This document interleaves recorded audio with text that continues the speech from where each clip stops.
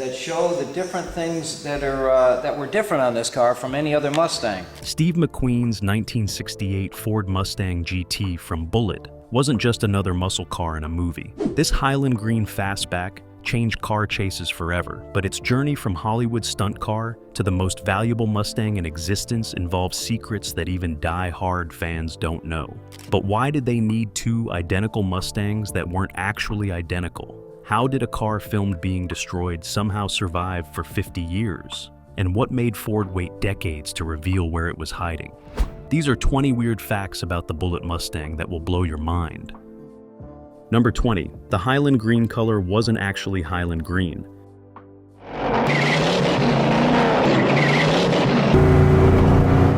Here's something that drives Mustang purists crazy. The iconic Highland Green paint on the Bullitt Mustang wasn't the factory Highland Green offered by Ford in 1968. Warner Brothers Transportation Department ordered two dark Highland Green Mustangs, a standard factory color, but immediately repainted both cars before filming started. The studio wanted a specific shade that would photograph better on film and contrast perfectly against the San Francisco streets. They custom mixed a darker, more saturated green with additional metallic flake that wasn't in the factory formula.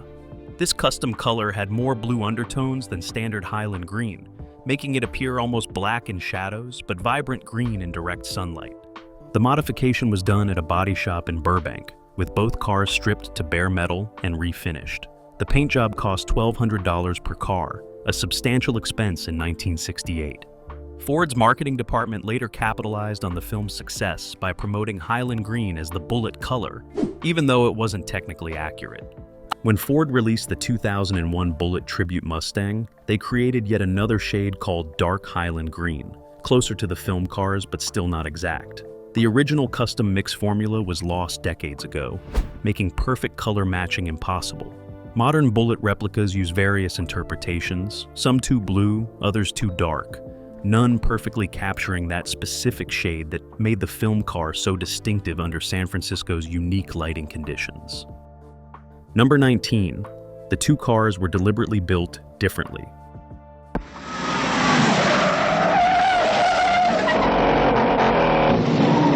Warner Brothers purchased two identical 1968 Mustang GT Fastbacks for Bullitt, but they immediately modified them in completely different ways. One car, chassis number 8R02S1255559, became the hero car for close-ups and dialogue scenes. The other, chassis 8R02S125558, was transformed into the jump car for stunts. The hero car received minimal modifications to keep it presentable for beauty shots. They removed the chrome rocker panel trim, added Coney shocks for better handling, and upgraded to American Racing torque thrust wheels. The interior remained stock, except for a wood-rimmed steering wheel McQueen personally requested. The jump car, however, was gutted and reinforced for punishment. They welded additional bracing throughout the chassis, installed heavy-duty suspension components rated for twice the stock load capacity, and added a roll cage hidden beneath the headliner. The engine in the jump car was blueprinted and built for reliability over performance, with forged internals that could withstand repeated hard landings. They also removed all sound-deadening material to reduce weight, making the jump car about 200 pounds lighter. Most significantly, the jump car's floor pans were reinforced with quarter-inch steel plate to prevent buckling during the famous jumps. This modification alone added 150 pounds back, but in critical structural locations. The differential was welded solid to prevent breakage, sacrificing drivability for durability. These extensive differences meant the two cars drove completely differently, requiring stunt coordinator Kerry Lofton to adjust his techniques depending on which Mustang he was piloting. Number 18. McQueen did less driving than you think.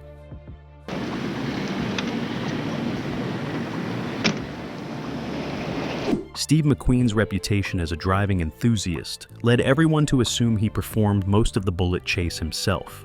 The truth is more complicated. McQueen drove the Mustang in approximately 40% of the chase sequence, primarily close-ups where his face was clearly visible and straightaway shots that didn't require extreme precision. Director Peter Yates wanted McQueen behind the wheel as much as possible for authenticity, but insurance companies and the studio had other ideas. Their policy prohibited lead actors from performing dangerous stunts that could halt production if injury occurred. Kerry Lofton, Hollywood's premier stunt driver, handled all the high-speed cornering, jumps, and near-miss sequences. Lofton wore McQueen's jacket and a wig that matched his hairstyle, making the substitution invisible in wide shots. Bill Hickman, who drove the villain's Charger, confirmed in later interviews that he rarely saw McQueen in the Mustang during the actual high-speed passes. The switching between drivers happened constantly throughout filming. They'd shoot McQueen's close-up entering a turn, cut, then Lofton would execute the actual high-speed drift around the corner.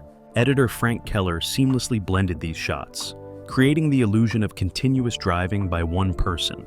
McQueen did insist on doing some legitimately fast driving despite the studio's wishes. Several shots of the Mustang exceeding 90 miles per hour on San Francisco streets feature McQueen actually driving, confirmed by careful frame-by-frame analysis showing his distinctive grip on the steering wheel. These unsanctioned moments terrified the producers, but created some of the chase's most authentic-feeling footage. Number 17. The mysterious speedometer discrepancy. Digital numbers, see if we can get that happening. Yeah, right there, here it is. So a mile per hour, tach. Observe the Bullitt chase, and you'll notice the speedometer readings make no sense.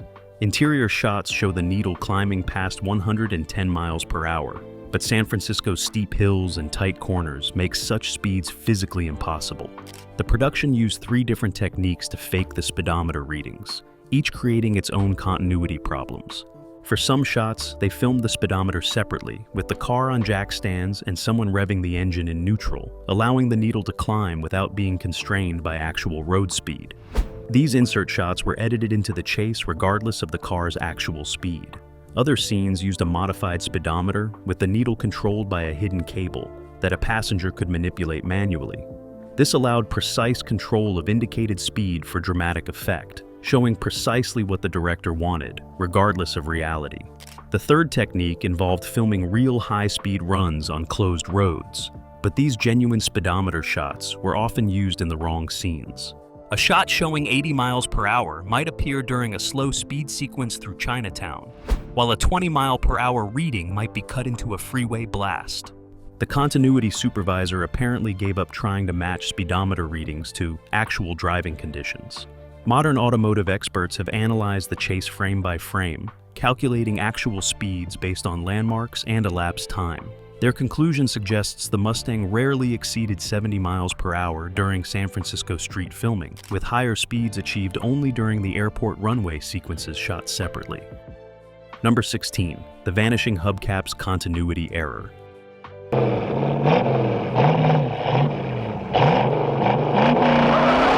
The Bullitt Mustang's wheels present one of cinema's most famous continuity errors. The car starts the chase with stylish American racing torque thrust 5-spoke mag wheels. During the pursuit, standard Ford hubcaps mysteriously appear on all 4 wheels in several shots. Then the mag wheels return. This wasn't a mistake. It reveals that footage from different cures and different shooting days was mixed without regard for consistency. The hero car always wore the torque thrust mags throughout filming. However, during some stunt sequences, they used a third Mustang that nobody talks about. This backup car, borrowed from a local Ford dealer for a single day, wore standard hubcaps because torque thrust wheels were expensive, and the production didn't want to risk destroying additional sets. The hubcap car appears in approximately 6 shots, all wide angles where the wheel difference wouldn't be evident on 1968 theater screens. The production assumed audiences would be too absorbed in the action to notice wheels changing. They were wrong. Sharp-eyed viewers spotted the discrepancy immediately upon release. Film critics mentioned it in reviews, and it became one of the most discussed movie mistakes of the era. The error was so glaring that when Warner Brothers released Bullitt on home video, some fans demanded they digitally fix the hubcaps to maintain consistency. The studio refused, arguing the error had become part of the film's charm and legacy. Modern viewers actually watch for the hubcap changes, turning a production mistake into an Easter egg hunt during repeated viewings. Number 15. The engine sound wasn't from a Mustang.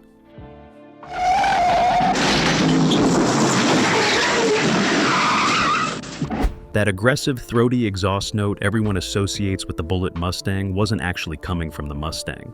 The film cars used relatively stock 390 cubic inch V, 8 engines with mild performance modifications, but these didn't produce the menacing sound heard in theaters. Sound designer Bill Varney recorded a completely different car to create the audio track. He used a Ford GT 40 race car equipped with side exit exhaust pipes that produced a much more aggressive tone than any street Mustang could generate. The GT40's high-revving small block engine created a sharp, crackling sound on deceleration that added drama to every gear change. Varney recorded hours of GT40 audio at various speeds and engine loads, then carefully synchronized these sounds to the Mustang's on-screen movement. The process was painstaking, requiring frame-by-frame matching to make the dubbed audio feel authentic. Varney also layered multiple recordings, sometimes combining GT40 exhaust notes with tire squeal from completely different cars to create the perfect sound for each moment. The Mustang's actual exhaust sound was recorded, but deemed too quiet and civilized for the intense chase sequence. Test audiences responded much more positively to the enhanced GT40 audio, confirming Varney's instinct to replace the real sounds. This audio deception became standard practice in Hollywood. Almost no car chase since Bullitt has used the actual vehicle's sound. Everything is enhanced, replaced, or synthesized. But Bullitt pioneered this technique, proving that what audiences hear matters more than acoustic reality. The irony is that the Bullitt Mustang's famous exhaust note came from a car worth exponentially more than the Mustang itself. Number 14. The damaged frame nobody talked about. That show the different things that were different on this car from any other Mustang. The jump car Mustang suffered catastrophic frame damage during filming that Warner Brothers kept quiet for decades. The famous Larkin Street jump, where the Mustang goes airborne over a crest, was filmed multiple times from different angles. Each landing compressed the front suspension so violently that the shock towers began tearing away from the frame rails. After the third jump, mechanics inspecting the car discovered that the driver's side shock tower had entirely cracked through, separating from the surrounding structure. The frame rails themselves showed stress cracks extending 6 inches forward from the shock tower mounting points. This damage was severe enough that the car was technically unsafe to drive at high speeds. The production faced a dilemma. They needed more jump footage, but couldn't risk catastrophic failure that might injure the stunt driver. Their solution was welding massive reinforcement plates over the damaged areas, essentially creating a steel bandage around the entire front subframe. These repairs added approximately 80 pounds to the front end, and made the car handle even worse than before. The welded repairs are visible in several shots if you know where to look. Close-ups of the engine bay show irregular welding beads and patches that weren't there in earlier scenes. The damaged jump car was supposedly scrapped after filming, but rumors persist that it survived. Some Mustang historians believe the frame damage was so extensive that the car was literally cut apart for scrap metal, making it the only Bullitt Mustang truly destroyed during production. Number 13. The missing reverse lights modification. You go through the corner. We use hydraulic steering for a reason. It gives you the... Sharp-eyed Mustang fans noticed something odd about the Bullitt car.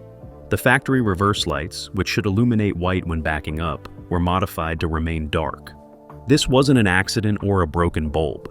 The production intentionally disabled the reverse lights for a specific reason. During chase sequences, the camera car following the Mustang would sometimes get too close, triggering reflections from the Mustang's chrome bumper and lights. These reflections would flare the camera lens, ruining takes. The reverse lights, positioned low on the rear valance panel, were particularly problematic because they reflected the camera car's headlights directly back into the lens. The solution was simple but permanent. They removed the reverse light bulbs and painted the inside of the lenses flat black to prevent any reflection. This modification appears on both the hero car and jump car, visible in rear-facing shots throughout the film. The blackened reverse lights created a problem for night filming. During scenes where the Mustang needed to back up, there was no illumination to show that the car was in reverse. The cinematographer compensated by adding external lighting to simulate reverse lighting without actually using it. Modern Bullitt tribute Mustangs face a dilemma. Should they keep functional reverse lights for safety and legality, or disable them for screen accuracy? Most choose function over form, though some dedicated replica builders go so far as to install switchable reverse lights that can be disabled for car shows but enabled for actual driving. The missing reverse lights represent one of those tiny modifications made purely for practical filming that became an unintended part of the car's character. Number 12, the stolen parts legend. Steve McQueen blacked out all the Mustang names or took names and horses off the car. According to Hollywood legend, Steve McQueen stole parts off the Bullitt Mustang after filming Wrapped. The story claims he removed the steering wheel, gauge cluster, and several other components as souvenirs before the cars were returned to Ford. This tale has been repeated in countless articles and documentaries, but the truth is more nuanced. McQueen did request permission to keep certain items from the hero car, but Warner Brothers refused. Studio policy prohibited actors from taking props without purchasing them at fair market value. McQueen offered to buy the entire hero car, but was again refused, as Ford retained ownership with plans to use it for promotional purposes. What actually happened was sneakier. McQueen arranged for a member of the transportation crew to accidentally swap the custom wood-rimmed steering wheel with a stock wheel before the car was returned. This crew member then gave the steering wheel to McQueen, who kept it in his personal collection until his death. The steering wheel was later sold at auction for over $60,000, authenticated by the crew member's signed affidavit. McQueen also allegedly took the shift knob and some interior trim pieces, but these items have never surfaced publicly. The gauge cluster story is complete fiction, as both Bullitt Mustangs retain their original instrument panels. The theft legend persists because it fits McQueen's rebellious image perfectly. Whether he actually stole parts or simply acquired them through creative channels, the story has become inseparable from the Bullitt Mustang's mythology. Modern car collectors love the idea that pieces of the famous Mustang exist in private hands, scattered across various collections. Number 11, the recycled Volkswagen Beetle hubcaps.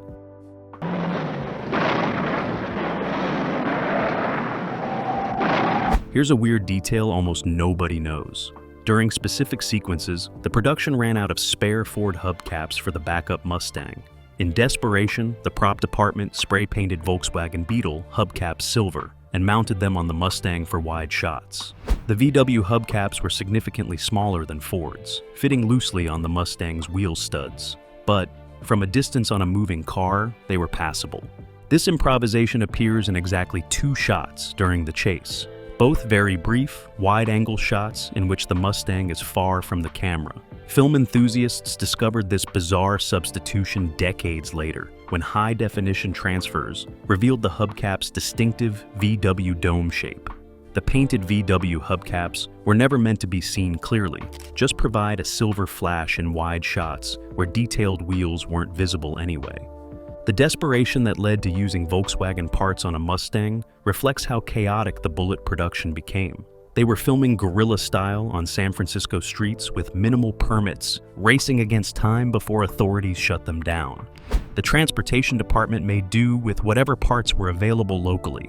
The VW hubcap solution saved a shooting day that would have been lost, waiting for proper Ford replacements to arrive from Los Angeles. After filming, these painted VW hubcaps disappeared, probably thrown away as worthless. Today, they'd be valuable Bullitt memorabilia. Somewhere in a San Francisco landfill from 1968 lie Volkswagen hubcaps that briefly pretended to be Ford parts on cinema's most famous Mustang. Number 10, the manual transmission that was actually automatic. Yeah, the XL with the extended tail shaft puts the gear shift. The Bullitt Mustang appears to have a 4-speed manual transmission, with McQueen visibly shifting gears throughout the chase. But here's the secret. The jump car actually used an automatic transmission for certain sequences. The heavy-duty C6 automatic was installed specifically for the most dangerous stunts because it eliminated the possibility of missed shifts during critical moments. Kerry Lofton could focus entirely on steering and braking without worrying about clutch timing during high-speed maneuvers. The automatic transmission was swapped in and out depending on the stunt requirements, a process that took the crew about 4 hours. For jumps and high-speed straight line work, the automatic went in. For scenes requiring the visual and audio of gear changes, the manual returned. The continuity errors this created are subtle but visible. In some shots, there's no clutch pedal visible on the floor. In others, the shifter position doesn't match the engine sound. Sound editors mask these inconsistencies by dubbing in gear change sounds, regardless of which transmission was actually installed. The automatic transmission setup created a problem nobody anticipated. The torque converter would overheat during repeated high-speed runs, causing the transmission fluid to break down and smoke. Several takes were ruined by transmission fluid smoke pouring from under the car, looking like the engine was failing. The crew learned to cool the transmission between takes using ice packs strapped to the transmission pan. This crude cooling method worked, but added time to an already behind schedule production. Number 9, the intentionally broken exhaust system.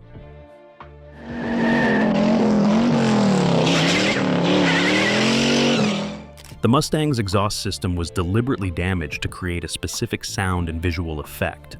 The stock exhaust was too quiet and civilized for the aggressive character the filmmakers wanted. So, the transportation department cut the exhaust pipes just behind the headers, creating a straight pipe configuration that bypassed all mufflers. This modification made the car incredibly loud, producing over 115 decibels at full throttle. San Francisco residents complained about the noise during filming, forcing the production to limit shooting hours. The straight pipes also created dramatic visual effects. Unburned fuel would ignite in the exhaust, creating flames that shot from under the car during hard acceleration. These exhaust flames appear in several shots, adding to the visceral intensity of the chase. The broken exhaust created practical problems beyond noise complaints. The extreme heat from unmuffled exhaust burned paint off the undercarriage and melted rubber components near the exhaust routing. The crew had to constantly inspect and replace damaged parts. Carbon monoxide from the cut exhaust would seep into the interior through the firewall, making the cabin nearly uninhabitable. Stunt drivers wore respirators during some sequences to avoid carbon monoxide poisoning. The straight pipe modification also reduced back pressure, actually increasing horsepower by about 15%. This unintended performance boost helped the Mustang keep pace with the more powerful Charger during filming. After production wrapped, Ford's engineers studied the exhaust modification, incorporating some elements into their performance parts catalog for Mustang enthusiasts who wanted to replicate the Bullitt sound. Number 8, the seats that weren't Mustang seats. Which increases the amount of cargo volume in the back. You can flip that down and load things through the... Look carefully at the interior shots, and you'll notice something wrong. The seats in the Bullitt Mustang weren't stock Mustang buckets. They were racing seats from a Shelby GT 350, swapped in because the stock seats couldn't provide adequate support during violent stunt driving. The Shelby seats featured higher bolsters and better lumbar support, critical for drivers enduring hours of high-speed maneuvering. The swap required custom mounting brackets because Shelby seats used a different floor attachment system than standard Mustangs. These brackets were fabricated from steel plate and welded directly to the floor pan, creating a permanent installation. The Shelby seats were covered in black vinyl that roughly matched the Mustang's interior, but the stitching pattern was different. Close-ups reveal the discrepancy, though most viewers never notice. Steve McQueen particularly appreciated the Shelby seats during his driving sequences. He mentioned in interviews that the improved support made him feel more connected to the car, enhancing his performance. The seats created one unexpected problem. They sat slightly higher than stock Mustang seats, raising the driver's head closer to the headliner. Kerry Lofton, who was taller than McQueen, barely fit with a helmet on. Several stunt sequences required Lofton to drive without a helmet because he physically couldn't fit otherwise, a terrifying safety compromise. The production tried cutting foam from the seat bottoms, but this made them uncomfortable for the long shooting days. They eventually accepted the tight fit as unavoidable. Number 7, the camera mounts that damaged the body. Up or they decided to stop halfway. Like, I want to understand what went on. The Bullitt chase required extensive camera mounting on and inside the Mustang, and these mounts left permanent damage that lowered the car's value. The production drilled dozens of holes through the body, floor, and frame to attach various camera rigs. The most extensive damage occurred on the hood, where they mounted a camera for the famous point-of-view shots, looking back at McQueen. This required 4 half-inch diameter holes drilled through the hood and reinforcement plates welded underneath. The holes were never properly repaired after filming. Additional holes were drilled through both doors for side-mounted cameras, through the trunk lid for rear-facing shots, and through the floor pan for low-angle tire footage. Each mounting point weakened the body structure and created potential rust entry points. The interior suffered too. They bolted camera mounts to the transmission tunnel, drilling through the sheet metal and sound deadening. The dashboard had holes drilled for mounting small lipstick cameras that captured gauge close-ups. Even the windshield frame was drilled to attach cameras shooting the driver.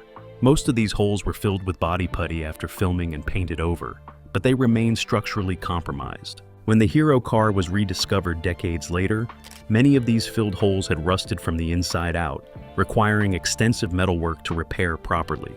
The camera mounting damage reduced the car's authenticity and value, as purists argue a truly original Bullitt Mustang shouldn't have holes drilled everywhere.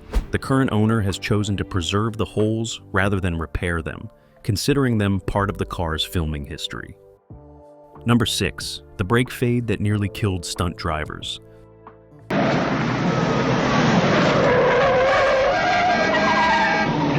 The Bullitt Mustang's brakes were completely inadequate for the punishment of repeated high-speed runs, creating genuinely dangerous situations.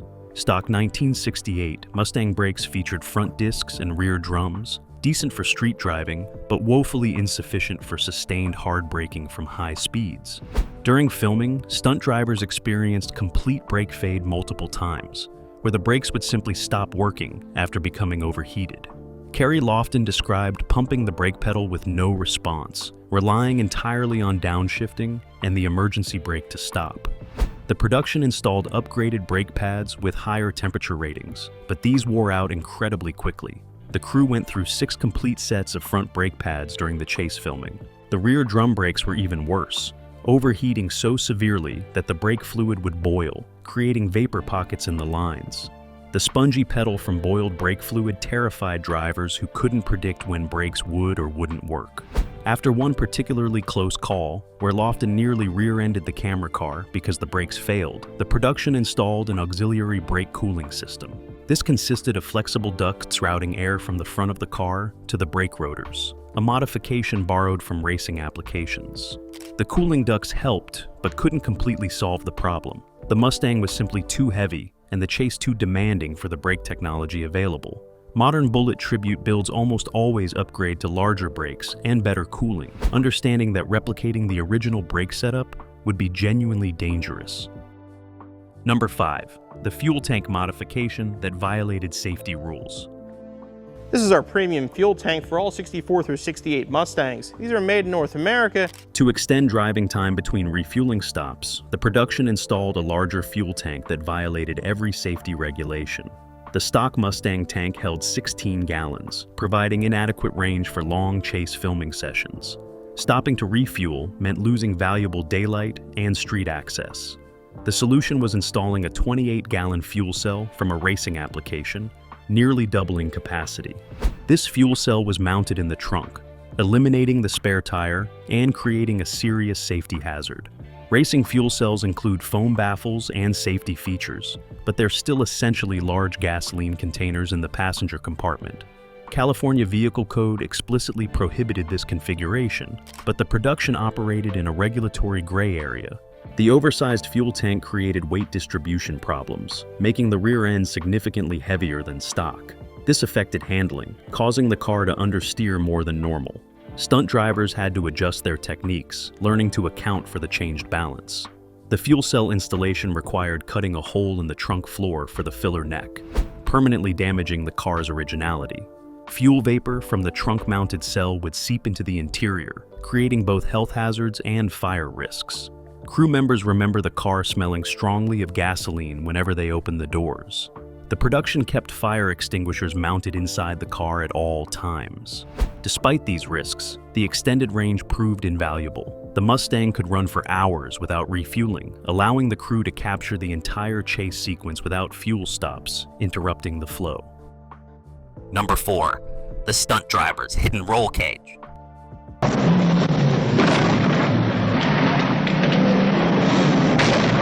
The jump car contained a hidden roll cage that appears in exactly 0 shots of the finished film, yet its presence saved Kerry Lofton's life. This roll cage was fabricated from 1 3/4-inch DOM tubing, the same material used in professional race cars. The cage featured a main hoop behind the driver's seat, diagonal braces to the firewall, and a door bar on the driver's side. Installing this cage required cutting and welding extensively inside the car, permanently altering its structure. The cage was carefully positioned to remain below the window line and hidden beneath the headliner, making it invisible to cameras shooting from outside the car.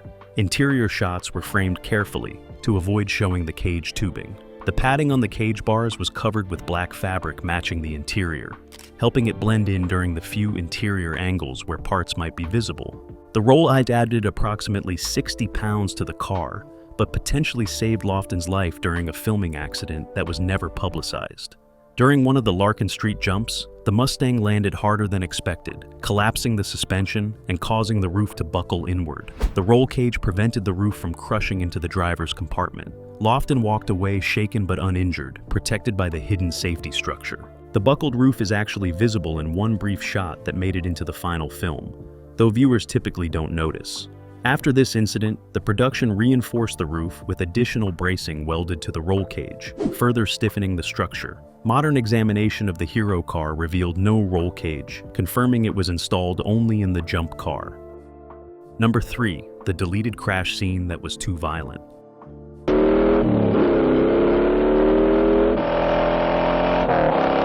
The original chase sequence included a spectacular crash that was filmed, but cut from the final movie for being too graphic. The scene showed the Mustang forcing another vehicle off the road, causing it to flip multiple times and explode. The stunt was executed perfectly, with a sacrificial car rigged with roll cage and remote driving controls. The crash looked incredibly violent, with the car tumbling end over end down an embankment before erupting in flames. Director Peter Yates loved the footage initially, considering it the chase's climactic moment. But test audiences reacted negatively, finding the crash too realistic and disturbing for what was supposed to be an exciting action sequence. Preview cards mentioned nightmares and concerns about glorifying dangerous driving. The studio ordered the crash cut entirely, leaving a gap in the chase sequence that had to be filled with alternate footage. This explains why certain parts of the chase feel geographically inconsistent, jumping between locations that don't connect logically. The deleted crash footage was thought lost for decades, existing only in faded memories of crew members. Then in 2008, a film archivist discovered it in Warner Brothers' vault while cataloging materials for the Blu-ray release. The studio considered including it as a deleted scene, but ultimately decided against it, respecting Yates's final cut.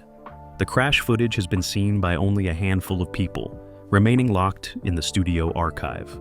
Its existence proves that the Bullitt chase was originally even more intense than what audiences experienced, toned down for mass appeal. Number 2. The missing Vian plate controversy. Places where you can find the VIN number on the classic Mustang. Number 1, inner fender, left driver's side. The Hero Mustang that survived has a controversial history regarding its vehicle identification number plate. When the car was rediscovered in 2018, after decades in private ownership, Mustang experts immediately noticed something suspicious. The VIN plate on the driver's side door jamb showed signs of removal and reinstallation. The rivets holding it weren't factory original, and the plate sat slightly crooked compared to how Ford installed them. This sparked immediate controversy about whether this was actually the real Bullitt car or an elaborate fake. The owner, Sean Kiernan, insisted the car was authentic, inherited from his father, who bought it directly from Warner Brothers in 1974. But the VIN plate irregularity raised questions. Had someone swapped plates at some point? Was this car a parts car that received the Bullitt car's identity? Forensic examination provided answers. The VIN stamped on the inner fender matched the door jamb plate, suggesting both were original to this car. The plate had indeed been removed at some point, likely during a repaint, then reinstalled poorly. Historical documentation from Warner Brothers confirmed this VIN as one of the 2 Bullitt cars. The controversy highlighted how valuable movie cars invite intense scrutiny. Every detail is examined because fraud in the collector car world is rampant. The Kiernan family endured accusations and skepticism despite having legitimate ownership documentation spanning decades.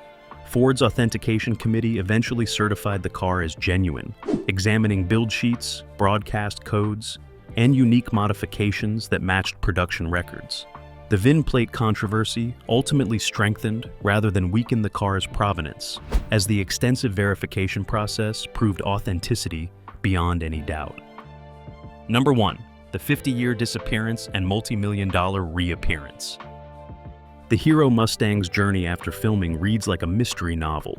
Warner Brothers sold it in 1974 to a New Jersey detective named Robert Kiernan for $6,000 through a classified ad. Kiernan drove it as a daily car, never realizing or caring about its Hollywood pedigree. His son Sean grew up riding in the famous Mustang to school, completely unaware of its significance.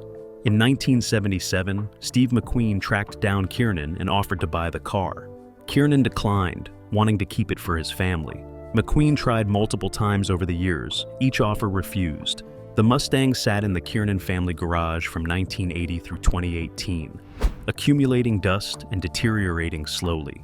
Robert Kiernan passed away in 2014, never having restored or sold the car despite countless offers. His son Sean inherited it and finally revealed its existence at the Detroit Auto Show in 2018, causing an international sensation. The automotive world erupted. The most famous movie car in history, presumed destroyed or lost forever, had been hiding in a New Jersey garage for 44 years. Ford immediately partnered with the Kiernan family, displaying the car at major events and creating a new Bullitt Mustang tribute model. The unrestored original condition fascinated enthusiasts. Every scratch, dent, and patch of surface rust told the story of the car's dual life as movie star and family transportation. Auction estimates placed its value at over $5 million, making it potentially the most valuable Mustang ever. Sean Kiernan refused all purchase offers, honoring his father's wish to keep the car in the family. The Bullitt Mustang's 50-year disappearance and triumphant return proved that sometimes the best way to preserve automotive history is simply to drive it, forget about it, and let time create its own legend. The Bullitt Mustang proved that sometimes movie magic requires mechanical nightmares. From damaged frames to fake sounds, this Highland Green legend survived everything Hollywood threw at it. Steve McQueen didn't just drive a car. He created an immortal icon that redefined automotive cinema forever.